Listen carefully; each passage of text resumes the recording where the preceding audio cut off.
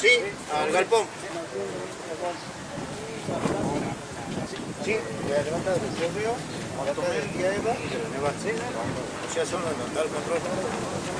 Ellos tres. Hay un problema, vamos a ver. Ellos tres van a ir. Voy a buscar a Aparicio. Aparicio, buscarlo, sí. Vale, vale.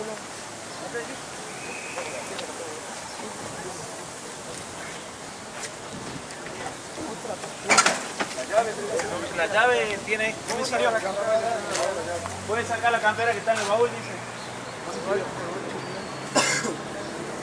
Caballero, la llave.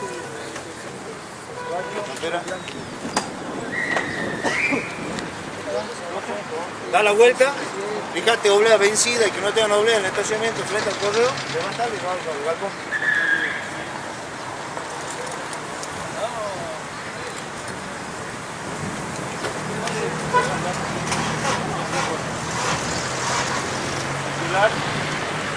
Moto. No,